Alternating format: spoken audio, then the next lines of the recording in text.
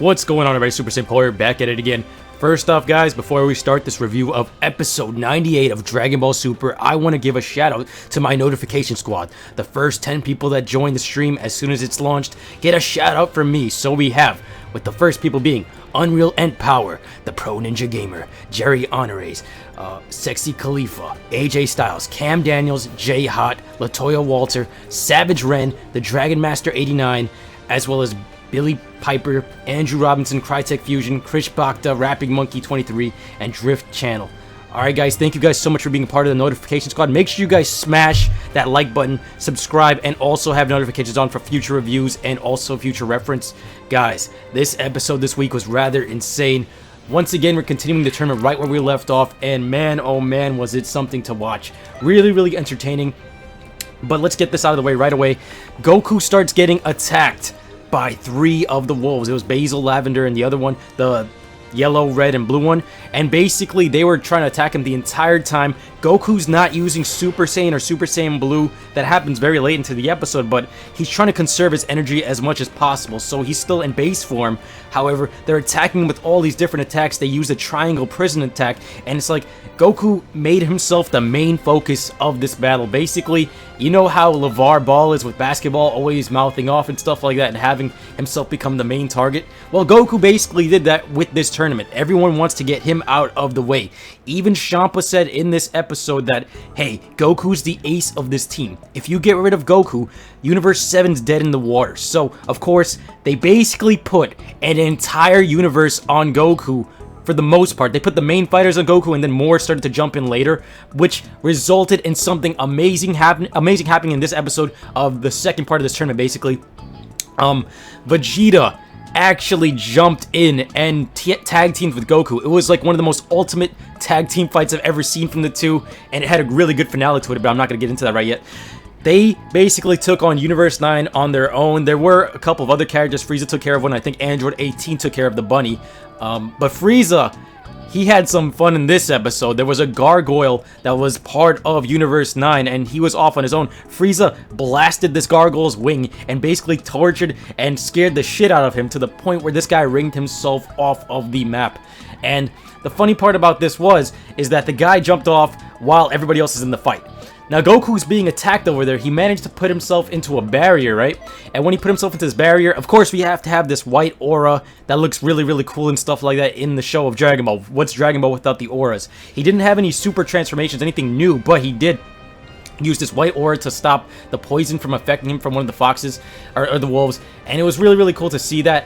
However, they kept just trying to gang him up and use that triangle formation. They had multiple triangle prism attacks, and it was really cool to see that they had a really good sense of tag team with this one. It was like the merged Zamasu type of arc with Goku Black and Zamasu going back and forth. Tag team battles are really awesome to watch, and it's just super fun for everyone to enjoy. It's like really cool to see everybody teaming up, but I mean, even though it's against the Saiyans' pride to team up, Goku and Vegeta kind of broke that rule and they went head-to-head with this one. They split the universe in half. They took on like 3 fighters each, and basically we had an Obelisk the Tormentor character, a red guy, and this bat lady with a claw on Vegeta, and a bunch of the wolves on Goku, as well as a dragon with an iron body. It was really cool to see that. One of the wolves kept switching back and forth. It was the one with the poison hands, the yellow one, but they each kept fighting throughout all of this, and even Vegeta started using the barrier to protect himself from the attacks.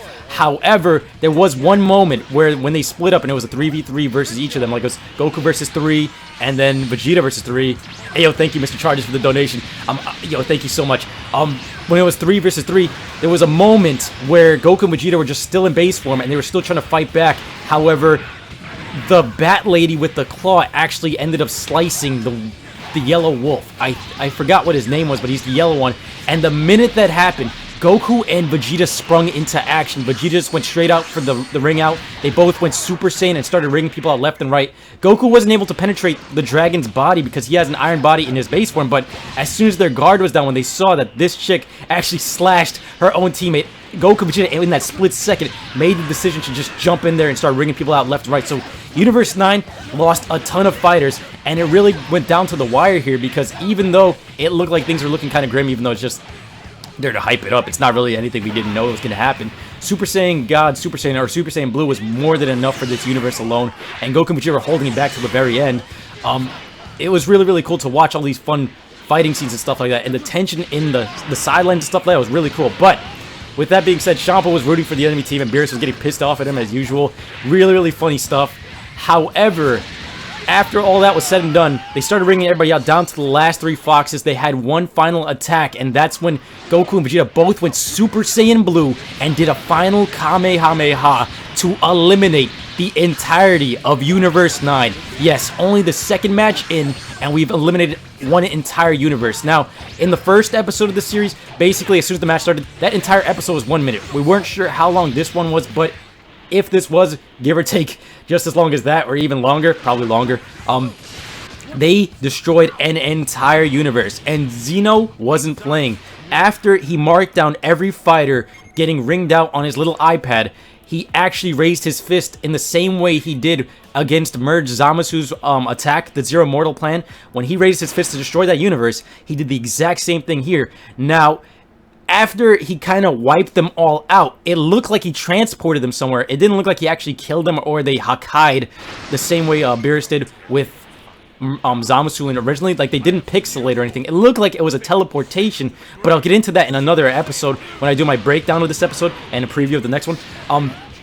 Allegedly, he destroyed the universe, and Whis even checked with his staff to make sure that it was destroyed. And all you could see in the staff, it wasn't really close-up zoom on it, but you saw fragmented rocks and stuff like that, and apparently the entire universe is really destroyed. Now, after that was done, the Angel of Universe 9 smirked. He gave a really, really ominous grin, and he was looking like if he was happy that this happened. Now, this goes into my theory that I said a long time ago, that maybe this is all just a fake scenario, that maybe they are going to be destroyed according to each other, that this will force them into fighting to the best of their abilities so that Xeno has something fun to watch. However, I don't know if that's going to be the case. Either they actually did destroy the universe and the Grand Priest and all these angels are doing something to rebel against everyone and doing something very evil, because the way they laughed and the way that music seemed like in the background, it seemed very, very evil. However, they could just be holding back the fact that, hey, we're just trying to make you guys fight at your best abilities. If we fooled you guys into thinking that you guys would die, you guys wouldn't hold anything back. Which kind of makes sense to me, because one of the rules in this tournament is don't kill anybody. Why would you, like, threaten to kill all of them anyway if you can't kill them in the tournament? I think that's something that I'm really thinking that's like the scenario here, that they're just being forced into fighting their best way and making it look as convincing as possible. I mean, even if they wanted to keep it that dark, if you fell out of the ring, they should have probably killed you anyway. But that's just my thoughts and opinions on that. And even Xeno, it just seemed like he did it. Everything was authentic for the most part, and everyone looked shocked in their face. It was really, really cool to see that. If you look closely, the priest or the Angel of Universe 9, his staff stopped glowing. So I don't know if that was just a sign that it's actually destroyed. The entire universe there is gone, while he's just standing there smiling. By the way, doesn't this guy look like a Titan from Attack on Titan? His face looked like that. But with that being said, this was a really, really good episode. I'm not sure if it was on par with the shock level that I got from the previous episode. I would give this episode an 8.5 out of 10. 8 being the lowest, but the action in this one and the tag team really, really got me. A fantastic episode yet again. It was funny, good mix of action. I can't wait to see this in English dub. I like the progression with the story. The pacing was on par. Last week's episode, when they started to explode, everything was exploding and stuff, and you got to see Jiren and all that stuff. That's what I was really hyped about. This episode, it was just something about it was just a tad short of that, but it was still a great episode to watch, and that's why I give it an 8.5. Last week's episode was a 9 to 10, and it was just something amazing. You guys have to go check it out. I saw it on Crunchyroll. You guys should go watch it. And I want to know your thoughts and opinions if you guys have seen any other reviews, as well as what do you think is going to be coming up in the future. Because in the next episode preview, they showed Krillin and the squad, Master Roshi, getting their own bits and pieces of battle, and it was really, really cool. Another thing that I wanted to point out was that, no, they're not flying. A lot of people are like, yo, they're flying. Aren't they breaking the rules? Well, they're not allowed to fly. However, if you're fighting someone at high speeds and you're jumping extremely high, I guess you can still give that illusion that you're flying. I mean, that's one way to break the rules, to stop you from all out just flying all over the ring like Goten did with Trunks in that particular tournament. That was really, really funny to see. But anyway, guys, tell me if you guys have seen the episode and tell me your thoughts and opinions. We're going to be looking at the fan reaction of this episode. I am now reading your comments. Let's see how this is. By the way, Mr. Charges, thank you again for the donation. I appreciate that, man. I was in review mode, so I couldn't really go too far into detail with that. But this episode, you guys have to go watch. This tournament's turning out really, really good. The next episode, I'm not entirely sure if it's going to be as hype as these first two. However, I like the fact that they're taking a lot of time and putting a lot of effort into the side characters, because every side character, at least they have some sort of little ability, something that makes them stand out just a bit. They don't have to give them too much character development because there's so many of them in this battle royale. However, I like that they have their own uniqueness to it, because even in this fight, Vegeta got one of his arms frozen and he was strung together and he still managed to break free of this attack. And I like these little things, these little unique abilities like freezing someone, having an iron body, breathing fire like the dragon did. It was really, really cool to see this stuff. The triangle attack. Really, what I like about this is the new characters and the new moves. But that final Kamehameha, it just made me bust a nut. That also made me bust a nut. That was really, really cool. That was the highlight of it for me, when they just went Super Saiyan Blue at the end and just did final Kamehameha and finished off Universe 9, knocking them all off of the ring. That was insane to see. Anybody else see the episode? I just want to see some more reactions. That was just awesome. I think they also destroyed a part of the ring. Goku and Vegeta went completely apeshit. As soon as they saw the weakness in their opponent, they just jumped for it. They didn't hold back at all at one point, basically because they went Super Saiyan Blue. But the minute they saw that there was like a broken part of their formation, oh god, I'm about to die. The minute they saw that there was a broken part of the formation, it was just a complete slaughter. They just jumped in for it and destroyed everybody left and right. Do you guys think that they actually destroyed the universe, or do you guys think that they're just really pulling a ruse on everybody? We're going to discuss this in my episode breakdown, so make sure you guys subscribe and stay tuned for that. We're going to be coming back out within like the next half hour reviewing it. It's going to be on YouTube by the time you guys probably watch this anyway, but that breakdown is going to be including all the thoughts and opinions of the future episodes that's going to be coming, and it's going to be awesome. So yeah, Vegeta destroyed part of the ring and stuff like that. It was really, really cool. Frieza had that epic moment. He chased the gargoyle off. He made this guy jump off, and everybody on that universe was just staring at him like, dude, what are you doing? He's not supposed to kill you. It was actually going to be better if Frieza killed him. It would have been better for their universe, because at least you eliminate Frieza from the tournament, but no. Universe 9 deserved to be erased for being assholes. I hated it. Yeah, that Supreme Kai is very, very dark. I kind of like that about him because that stands him out amongst the Supreme Kais, but they just were like all over Goku, and I hated the fact that they were doing that. That's why I think that's good. That's a good thing that they got their asses handed to them. They were the most sinister, and I mean, Champa is like the comedic relief of all of them, but like in terms of like the sideline characters, he's just having fun with them all piling Universe 7, but it was really, really cool. But if it is a does, yeah. The Omni King saying April Fools to that, even though they raised their hands. It looked like they teleported everybody, but in the same moment there, I mean, are they really going to kill everybody down to the last universe? Are they really going to do this? You wouldn't allow people to kill each other in the tournament, but it was really cool. And I love Zeno's reaction to everything, like him just chilling on the seats there. It's like feeling like a little kid. I think all of us are having that perspective of Zeno, like where is Zeno in real life reacting to this fight. We're like little kids in a candy store watching this fight unfold, and it's just something amazing to see. Even as a grown-ass man, I'm having fun watching all these fighting scenes. I like the camera angles, and there was only one scene in particular that had this weird funky Vegeta animation where he was like trying to attack one of them, and his face looked a little bit distorted. But other than that, the episode before this, there was something where he was punching it with the same exact frame. People do nitpick this stuff, but it didn't really bother me too much. It did break the immersion for like a split second, but that was about it. That was the only complaint I had. You think the Universe Angel's going to go back and use the 5-minute reverse thing? I don't know if he's going to do that. I feel like they're all into something here. Are the Angels sick of taking orders? Are they fooling Zeno into doing something? Is this something much more sinister? Or is it just a ruse to get everybody to fight at 100%? Yeah, I also liked when they saw the Universe 9 get destroyed, everyone stopped. Everyone was shook. They were like, oh my god, they actually destroyed Universe 9. And they were looking at the Grand Priest as well, and they all had that sinister look. And even Goku looked shocked. He was like, what the? The whole universe, that expression across everyone was just something really, really cool and something to just take note of. The fear in everyone's hearts. Now this is going to make everyone fight much, much more harder if that is the intended goal. These guys are going to fight as desperate as possible. So, I really enjoyed this. Anybody else had any more reactions to this? You think Xenoverse 4 is going to be erased next? Considering how the Kai and God of Destruction acted in a way... Well, remember, the Universe 9 God of Destruction did get destroyed or teleported, if that is the case. Imagine they're just all being teleported to a chocolate chip factory. Imagine that.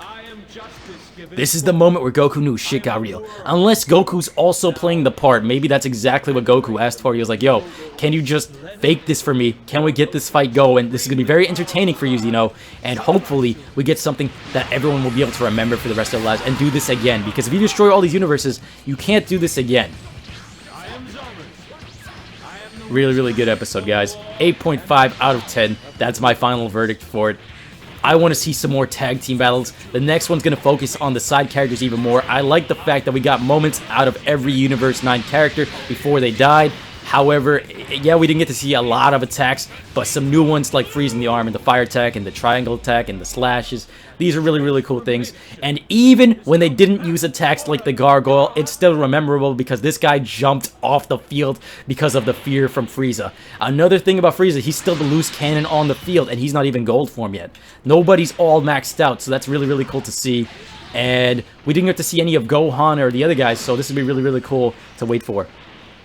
The fellow dragons got destroyed in one punch by a Super Saiyan Goku. The Goku and Vegeta team up was just amazing. We all saw that they said, hey, Saiyan Pride is too much for this. We're not going to team up. And then in the very next episode, Goku and Vegeta side by side, final Kamehameha. Something freaking amazing to watch. Absolutely loved every second of it. I'm gonna go and rewatch it again and again and again. And when it comes back in English, I'm gonna buy it again and again and again. It's just amazing. I think Vegeta did use the Wild Hunt technique. It was awesome to watch, and I can't wait to see what the Universe 7 fighter is gonna do to Universe 4 or the next universe, because I mean it's only gonna go up from here, right? I don't think they're gonna get any weaker since everybody's gonna be fighting more desperate. I think we're gonna see some more intense matchups, and we still haven't even seen the Pride Troopers or Jiren show up into battle, so that's something for us to wait for. And Goku and Vegeta are still holding back a lot of their energy, conserving it for the most part, as well as Frieza. Frieza's doing the exact same thing. He's not gold, and we haven't seen any of Gohan's moments yet, so we have a lot of moments coming up for the Universe 7 fighters.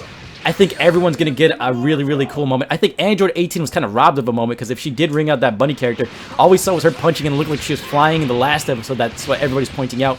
However, I mean, Frieza got his good moment. It was basically, for the Universe 7, we had Goku, Vegeta, and Frieza have the most badass moments in this episode, and it was really cool. So, maybe we're going to see them just unleash everything, and then at the very end they're going to be pushed to the breaking point, and we'll see who the true villain is. Is it really going to be a false tournament just to see everybody fight each other, or are we going to see them have to turn against the angels because something much more sinister is going on?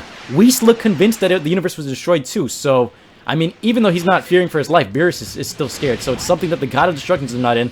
Xeno, maybe even Goku, and the angels know about, but Goku could be left in the dark about this too. You never know.